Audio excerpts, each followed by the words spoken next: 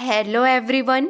चलिए आज का हमारा छत्तीसगढ़ करंट अफेयर क्वेश्चन देखिए। हमारा पहला प्रश्न है, निम्न में से किसने रायपुर में हिदायतुल्लाह राष्ट्रीय विधि विश्वविद्यालय को संबोधित किया। आपको 4 ऑप्शन दिए गए हैं, इमेज दिखाया गया है। इनमें से सही जवाब है उपराष्ट्रपति, ऑप्शन 2 करेक्ट है। चलिए डिटेल में डिस्कस करेंगे। उपराष्ट्रपति श्री जगदीप धनखड़ ने रायपुर में हिदायतुल्लाह राष्ट्रीय विधि विश्वविद्यालय को संबोधित किया। उपराष्ट्रपति का नाम क्या है? श्री जगदीप धनखड़। लोकतंत्र में कानून से ऊपर कोई नहीं हो सकता है, ऐसा उपराष्ट्रपति ने स्टेटमेंट दिया है। 1 दशक पहले हमारे देश को 5 कमजोर अर्थव्यवस्थाओं में गिना जाता था। उपराष्ट्रपति ने कहा, भारत 2030 तक दुनिया की तीसरी आर्थिक महाशक्ति होगा। महिला आरक्षण विधेयक का पास होना एक ऐतिहासिक उपलब्धि है, उपराष्ट्रपति द्वारा बताया गया। आज दुनिया भारत की ओर देख रही है, अब न्याय के लिए अधिक इंतजार नहीं करना पड़ेगा। 23 अगस्त को राष्ट्रीय स्पेस डे घोषित किया जाना बड़ी उपलब्धि है। अगला महत्वपूर्ण सवाल है, छत्तीसगढ़ विधानसभा चुनाव 2023 की मतगणना संपन्न हो गई। सभी 90 सीटों के परिणाम आ गए।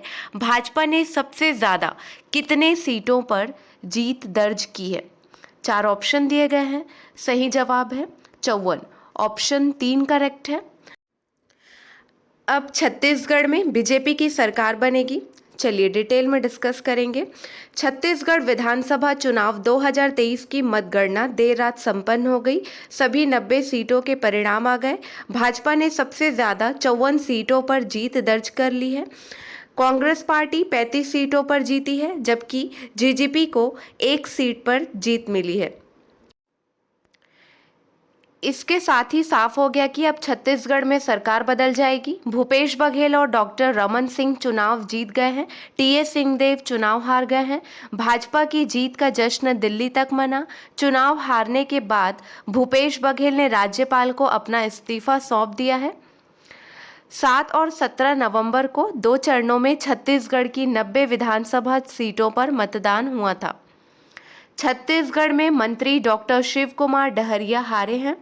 छत्तीसगढ़ के आरंग विधानसभा क्षेत्र से कांग्रेस के उम्मीदवार और भूपेश बघेल सरकार में मंत्री शिव कुमार डहरिया को भाजपा के गुरु खुशवंत साहब ने 16,538 वोटों से हरा दिया है। नेक्स्ट देखिए, अरुण साव ने लोरमी में कांग्रेस के थानेश्वर साहू को हराया। छत्तीसगढ़ भाजपा प्रमुख और सांसद अरुण साव ने लोरमी विधानसभा सीट पर कांग्रेस नेता थानेश्वर साहू को 45,891 वोटों से हरा दिया है। नेक्स्ट देखिए, कांग्रेस अध्यक्ष दीपक बैज हारे। छत्तीसगढ़ विधानसभा चुनाव में प्रदेश कांग्रेस अध्यक्ष दीपक बैज चुनाव हार गए हैं। दीपक बैज सांसद हैं और पार्टी ने उन्हें विधानसभा चुनाव से पहले प्रदेश अध्यक्ष की जिम्मेदारी सौंपी थी। उन्हें अनुसूचित जनजाति के लिए आरक्षित चित्रकोट विधानसभा सीट से टिकट दिया गया था, लेकिन यहां भाजपा के विधायक गोयल ने उन्हें 8,370 मतों के अंतर से पराजित कर दिया है। नेक्स्ट क्वेश्चन देखिए, हाल ही में किसने विस्थापित बच्चों को शिक्षित करने के लिए यूएन नानसेन पुरस्कार जीता है? सही जवाब है Abdullahi Mire, option C correct है। 2023 का बुकर पुरस्कार पॉल लीच को दिया गया। नेशनल मेटलॉजिस्ट अवार्ड से डॉक्टर देवाशीष भट्टाचार्य को सम्मानित किया गया। पंजाबी साहित्य के लिए धान पुरस्कार पाने वाली पहली महिला दीप्ति बबूता बनी है। Doctor Pritam Singh transformational leader award सी राजकुमार को मिला है। साहित्य का जेसीबी पुरस्कार 2023 पेरुमाल मुरुग ने जीता है। अगला प्रश्न है, हाल ही में किस देश की नव निर्वाचित सरकार ने धूम्रपान प्रतिबंध के फैसले को रद्द किया है?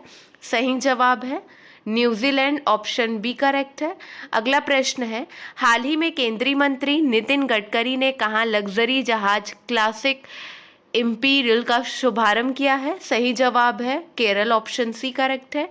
केरल में पारुमला पेरुमल उत्सव मनाया गया। केरल धार्मिक पर्यटन को बढ़ावा देने के लिए बहुभाषी माइक्रो साइट लॉन्च करेगा।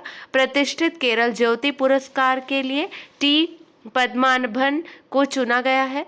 यूनेस्को ईसा कोडिकोड शहर को देश का प्रथम साहित्य का शहर बनाने की घोषणा की गई। अगला प्रश्न है, हाल ही में किस देश के नोबेल शांति पुरस्कार विजेता हेनरी किसिंजर का निधन हुआ है? सही जवाब है अमेरिका, ऑप्शन बी करेक्ट है। अगला प्रश्न है, हाल ही में आधिकारिक तौर पर समलैंगिक विवाह का पंजीकरण करने वाला पहला दक्षिण एशियाई देश कौन सा बना है? सही जवाब है नेपाल, ऑप्शन ए करेक्ट है। भारत और नेपाल के बीच झालाघाट सस्पेंशन ब्रिज पूरी तरह से चालू हो गया है। नेपाल ने T20 में सर्वोच्च स्कोर का रिकॉर्ड बनाया है। गाई जात्रा उत्सव नेपाल में मनाया गया। नेपाल के राष्ट्रपति ने विश्वम्भर श्रेष्ठ को मुख्य न्यायाधीश नियुक्त किया। नेपाल के पूर्व क्रिकेटर ज्ञानेंद्र मल्ल ने अंतर्राष्ट्रीय क्रिकेट से संन्यास लिया। अगला प्रश्न है, हाल ही में किसने 13वीं senior men's national hockey championship जीती है? सही जवाब है पंजाब। चलिए अब हम पिछले कुछ प्रश्नों का रिवीजन करेंगे। छत्तीसगढ़ के किस स्थान में पान अनुसंधान केंद्र की स्थापना की गई है? सही जवाब है छुई खदान, ऑप्शन 3 करेक्ट है।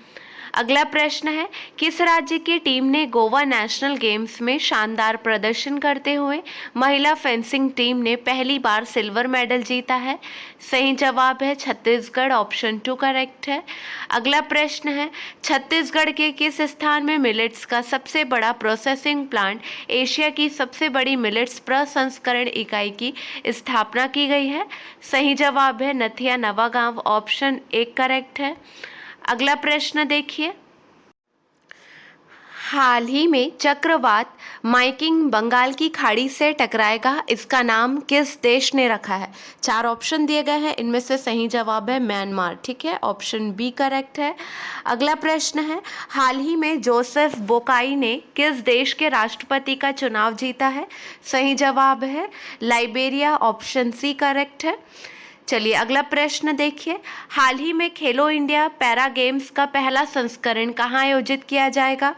सही जवाब है नई दिल्ली, ऑप्शन बी करेक्ट है। अगला प्रश्न है, हाल ही में आई रिपोर्ट के अनुसार अमेरिका में तीसरी सबसे बड़ी अवैध अप्रवासी आबादी किस देश की है? सही जवाब है भारत, ऑप्शन सी करेक्ट है। भारत ने 2023-24 में रिकॉर्ड 4110 पेटेंट कराए हैं। भारत को लगातार तीसरी बार AIBD का अध्यक्ष चुना गया है। भारत ICC के तीनों फॉर्मेट में नंबर 1 पर बना है। भारत लगातार छठे महीने उभरते बाजारों में शीर्ष पर रहा है। वनडे इतिहास में 3000 छक्के लगाने वाली दुनिया की पहली क्रिकेट टीम भारत बनी है। भारत ने 8वीं बार एशिया कप खिताब जीता है। अगला प्रश्न है, हाल ही में जल संरक्षण जागरूकता के लिए किस देश ने वाटर स्मार्ट किट अभियान शुरू किया है? सही जवाब है मेघालय, ऑप्शन बी करेक्ट है। मेघालय के मुख्यमंत्री ने उमदिहार में अनानास प्रसंस्करण इकाई का उद्घाटन किया। मेघालय सरकार ने मुख्यमंत्री और मिशन शुरू किया। 9 साल के प्रतिबंध के बाद मेघालय में कोयला खनन कानूनी रूप से फिर से शुरू हुआ। पूर्वोत्तर का सबसे बड़ा बहुउद्देशीय इंडोर स्टेडियम शिलोंग में है। अगला प्रश्न है, हाल ही में किस IIT के शोधकर्ताओं ने सतलज में एक दुर्लभ धातु की खोज की है? सही जवाब है IIT रोपण, ऑप्शन ए करेक्ट है। अगला प्रश्न है, हाल ही में SIB के अतिरिक्त निदेशक के रूप में किसे नियुक्त किया गया है? सही जवाब है Lakshmi Ramakrishna, option C correct है। भारतीय स्टेट बैंक का प्रबंध निदेशक विनय M टॉस को नियुक्त किया गया है। नाबार्ड के उप प्रबंध निदेशक के रूप में अजय सूद को नियुक्त किया गया है। OpenAI का नया अंतरिम CEO मीरा मराठी को बनाया गया। SPG निदेशक आलोक शर्मा को नियुक्त किया गया। टोरेंट गैस लिमिटेड के बोर्ड ने मनोज जैन को कंपनी का प्रबंध निदेशक नियुक्त किया है। अगला प्रश्न है, हाल ही में संयुक्त सैन्य अभ्यास ऑस्ट्रहिट 2023 भारत और किस देश के बीच आयोजित किया जा रहा है? सही जवाब है ऑस्ट्रेलिया, ऑप्शन बी करेक्ट है। अगला प्रश्न है, हाल ही में केंद्रीय मंत्री नितिन गडकरी ने कहा 8वें भारत जल प्रभाव शिखर सम्मेलन का उद्घाटन किया? सही जवाब है नई दिल्ली, ऑप्शन सी करेक्ट है। अगला प्रश्न है, हाल ही में राष्ट्रपति द्रौपदी मुर्मू ने नए भारत के लिए नई शिक्षा नाम से राष्ट्रीय शिक्षा अभियान की शुरुआत कहाँ से की है? सही जवाब है ऑप्शन बी, ओडिशा से। ठीक है, चलिए आज के लिए बस इतना ही। आई होप आपको यह वीडियो यूज़फुल लगा होगा। अगले वीडियो में मिलेंगे नए प्रश्नों के साथ। Keep watching and keep learning.